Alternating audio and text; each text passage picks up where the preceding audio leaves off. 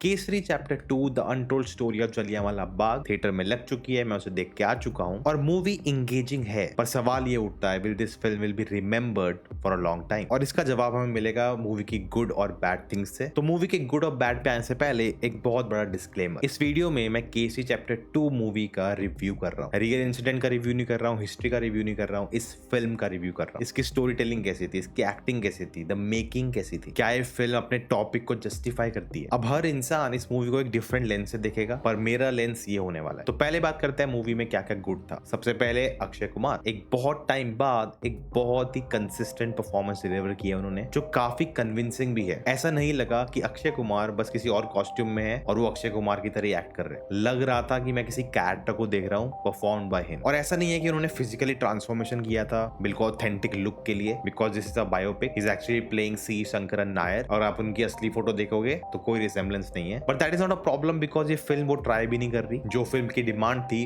उस पे खरे उतरे Akshay Kumar. And I would say the other cast member also, Ananya Pandey surprisingly was really good, R Madhavan as always he delivers, and even the English actors, I am guessing कि English थे, American भी हो सकते हैं, पर जितने भी थे सबने अच्छे तरह से रोल किए। Second good thing is movie का climax, it hits, it works, एक हाई आपको देता है और बहुत कुछ अक्षय कुमार की परफॉर्मेंस से आता है, particularly the use of FU। ये टीजर्स और ट्रेलर में यूज किया था, थोड़ा सेंसेशनलाइज लगता है, ऑफ कोर्स रियलिटी में कभी नहीं हुआ होगा ऐसा, लेकिन उसका इंपैक्ट पड़ता है और इस वर्ड का यूज स्टोरी में एक्चुअली काम आता है। इसका एक रीजन है। एक और अच्छी बात इस मूवी की थी कि इसको देखने के बाद इट फोर्स्ड मी कि मैं जाऊं और रिसर्च करूं। ये मूवी जिसके ऊपर बेस्ड है, जिस टाइम इवेंट पे बेस्ड है, जिस बुक पे बेस्ड है, और ये सब इसलिए हुआ। आ जाते हैं मूवी के बैड पे। पहला है क्रिएटिव लिबर्टी। जब आप एक रियल लाइफ इवेंट और पर्सनालिटी पे फिल्म बनाते हो, आप क्रिएटिव लिबर्टी लेते हो मूवी बनाने के लिए, उसको ड्रामेटाइज करने के लिए। स्पेशली इंडिया में, स्पेशली बॉलीवुड में ये तो होता ही है। आप मूवी को फेस वैल्यू पे नहीं ले सकते हो और इसका कोई परसेंटेज नहीं आता कितना एक्यूरेट है मूवी। वो बस शुरू में बोल देते हैं क्रिएटिव लिबर्टी ली गई है, कितनी ली गई है, कितनी नहीं ली गई, क्या सच है क्या नहीं है, ये सब ऑडियंस को डिसाइड करना। और आप क्रिएटिव लिबर्टी कितनी ले सकते हो, कितनी नहीं ले सकते हो, इसका कोई सही आंसर नहीं है। आप एग्जैक्टली फैक्ट से स्टिक कर सकते हो, एक भी क्रिएटिव लिबर्टी ना लो, और दूसरी तरफ आप सिर्फ इंस्पिरेशन ले सकते हो रियल इवेंट से और टोटली फिक्शनल स्टोरी बता सकते हो। It all comes to intent, मकसद, आप क्या कहना चाहते हो इस कहानी से। बट केस चैप्टर 2 के केस में इस मूवी के टैगलाइन है the untold story of Jallianwala Bagh. आप मूवी को मार्केट कर रहे हो ये बोल के we are telling the forgotten history. तो जब आप ऐसा क्लेम कर रहे हो, you have to be more responsible, which sadly is in the case. जितना मैंने रिसर्च किया, almost 85 to 90% of this film is fictionalised, except the Jallianwala Bagh scene. जितने भी प्लॉट पॉइंट्स है मूवी में, दे आर ऑल फिक्शनल। जो मूवी में case दिखाया जा रहा है, ऐसा कभी केस हुआ ही नहीं था। मूवी में दिखाया गया कि जनरल डायर जिन्होंने फायरिंग की थी वहां जाके,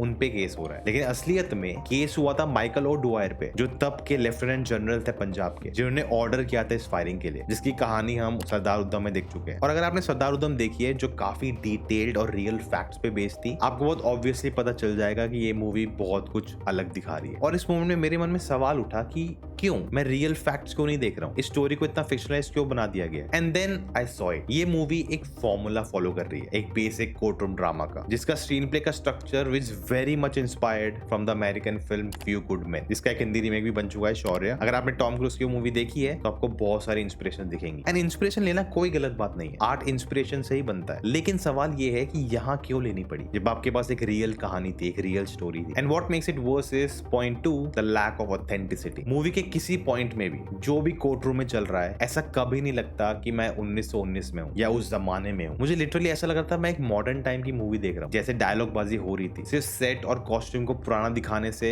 मूवी पुरानी नहीं बन जाती, you have to make it feel like it. And the only reason मेरे दिमाग में आता है उन्होंने ऐसा क्यों किया है, क्योंकि मूवी देखने वाली तो मॉडर्न ऑडियंस है, उनको क्या ही फर्क पड़ेगा, उनको तो अच्छा लगेगा मॉडर्न दिखाएंगे तो, क्योंकि एंड ऑफ द डे उन्होंने मूवी देखनी है, हमें उन्हें सेल करनी है movie. At no point felt like a period film. इतने रैंडम सब प्लॉट्स है मूवी में जो एक्चुअल टॉपिक से इतना डेविएट कर जाते हैं, और आपको दिखता है कि ये फोर्स किए गए हैं डिफरेंट कैरेक्टर्स को कुछ ना कुछ देने के लिए, और उसमें तो कितने कैरेक्टर्स भी फिक्शनलाइज्ड है। और जब ये सब स्क्रीन पे हो रहा है, आपका इमर्जन टूट जाता है, आप मूवी में फुली इन्वेस्टेड नहीं हो पाते, क्योंकि आपको लगता है कि मैं कहाँ की मूवी देख रहा हूँ, ये क्या चल रहा है। अब आते हैं point number 3, the sequel scam. There is no reason ये मूवी का नाम केसरी 2 होना चाहिए था। फोर्सफुली एक लाइन डाली गई है जिसमें विकी कौशल को लिया गया है वॉइस ओवर देने के लिए स्टार्टिंग में, कि वो केसरी वर्ड घुसा दे कहीं ना कहीं, तो हम टाइटल दिखा दे केसरी 2। बियॉन्ड दैट कोई रीजन नहीं है। मतलब यार जब अक्षय कुमार का कैरेक्टर जलियांवाला बाग जाते हैं वहां पे तेरी मिट्टी गाना शुरू हो जाता है, क्यों? कोई रीजन नहीं है, सिर्फ फर्स्ट मूवी से कनेक्ट करना। उस मूवी का एक गाना बहुत फेमस हो गया था, इस मूवी में भी चला देते हैं, सेंस बने या ना बने कोई दिक्कत नहीं। और मैं इन चीजों को बहुत चीप ट्रिक्स मानता हूँ कि आप ऑडियंस को बेवकूफ बना रहे हैं। और ये सीक्वल टैक्टिक्स का खेल चल रहा है बॉलीवुड में। अगर आपको नहीं पता,